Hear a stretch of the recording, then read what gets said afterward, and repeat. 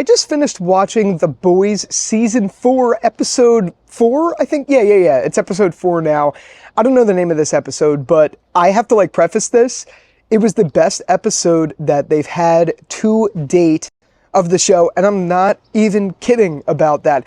There was so much that they tried to do in this episode that I genuinely think they did right. And I've been a little critical of the first 3 episodes because I didn't like some of the direction that they went in with a couple things. If you saw my review of the first 3, you'll know what I'm talking about. But I think it all kind of exploded in a good way in this episode because you've had a lot of convergence of stories here, and we followed a lot of characters facing their realities within this episode, whether it was, Homelander going back to the beginning where he was in the bad room and stuff like that, or you had, Frenchie telling his significant other about how he killed his family, or you had Huey's story with Simon Pegg, his dad, and that whole thing. Or you even had Billy Butcher's story about how he's confronting with his Compound V problem and all that stuff. It all worked together, and it actually genuinely amazes me what they were able to pack into what was a less than an hour-long episode of TV. Now, I don't know about any of you guys, but when I watch The Boys, every episode I'm kind of going like this, and I'm kind of watching like this, because it really bothers me how gory the show gets, and this show definitely didn't disappoint. This episode in particular, I'm not gonna cross any ovens in my life after this episode. No. And then the whole other thing with you know what I mean? I can't do it. That just made me sick. Oh God. This episode was gory, but I'm glad they didn't do as much gross out as they normally do, wherein someone's head will explode or you'll I don't know. I mean, it was definitely a very gory episode, but sometimes it's nice when they pull the camera away a little bit and you don't see all the little details. What we did get to see, though, that was very nice, was Antony Starr's performance as Homelander, which I think can easily win an Emmy because it was some of his best ever within the show. He is just so good. I've said it, I think, probably in every review I've ever done to date of The Boys, but I genuinely think Antony Starr was born to play Homelander. He is Homelander. I can't imagine anyone else. There's a few unique people out there that I feel are that way. I would say Jeffrey Dean Morgan as Negan from The Walking Dead is that way. I don't know. There's a ton others I can name, but off the top of my head, that's who I could see. I could only see Bob Odenkirk as Saul Goodman. You know what I mean? There's just certain characters who were born to play a role. Antony Starr was definitely born to play Homelander. I could not imagine it being literally anyone else. I really couldn't. But that wasn't the only element that I liked about this episode, and it was a strong one because, as you guys may also know, I'm a huge fan of Homelander to the point where he's kind of the only reason I watch The Boys.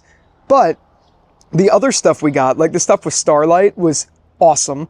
Really, I know I've given it criticism, but some of the way they lean into a lot of what's been going on in our world is kind of interwoven into The Boys in a way where I feel like it gets a little one-sided.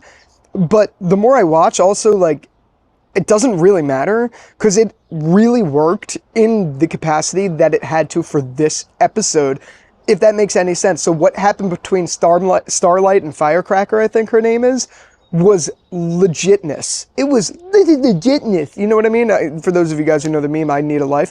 Regardless, it was fucking awesome. And I like how it all ended up becoming what it became, where she just ends up beating the shit out of her, and now it's on tape, which is exactly what the brain lady said. I forget her name. I don't know why I'm forgetting her name, but regardless, it all worked exactly as she planned, and it unfolded in a way that I absolutely loved, and I think it did a really good take on what's happening in America in general. With the whole way people get canceled, with the whole, conspiracy theory thing, all of that.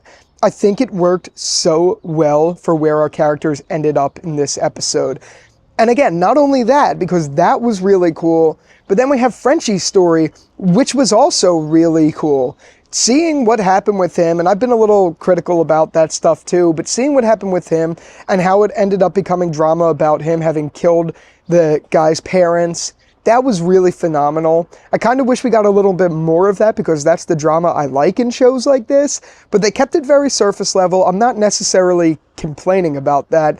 But I still really liked it, is what I'm getting at. I actually genuinely enjoyed what we got there. I thought it was very fun. So that was one. Let's see, like I have to run through the list because there's so many of them. We already talked about Homelander. We talked about Starlight. We talked about Frenchie. Now it's Huey. Huey's story was really interesting, and that ending like drives me off a wall. Where is that going to go? Who did that? Because it, obviously it was really cool that we finally got something with A-Train and Huey kind of coming to terms with one another. That was awesome to see, for sure. But now, who put the Compound V in his dad? Because it wasn't Huey. Huey went out for coffee. Was it the mom? Was it Billy Butcher? Which wouldn't make sense. If it is Billy Butcher, that's going to be crazy. And even if it's not Billy Butcher, that's going to be crazy. Who did that? I don't know. I have reason to suspect it's his mom, but that wouldn't make sense unless she went away for things that we're going to learn more about later this season. I don't know. I don't know, but that was insane. And now the idea of seeing Simon Pegg as a soup is just so funny to me. I don't know why. I've always loved him. I think he's a fantastic actor. So to see where that could potentially bring the character is very exciting. And I really am interested to see what that means for the boys. I'm not talking about the show, I'm talking about the group, the boys. Is he going to become like an ally and try to fight off people now? Is he just going to be better? Who knows? Literally, who knows? I don't know. And then lastly, the only other story that I know we got a little bit of in this episode was Kimiko. I think that's her name. Something happened with Kimiko. I couldn't tell you what it was. Was that her sister that she ran into with the group? I don't know, but at least we got something there. The overall point that I'm making is on every single front in one way, shape, or form, all of the stories worked, every single one of them. So to see that they did all of that in a 55-minute or so episode of TV was truly fascinating. I loved every minute of it.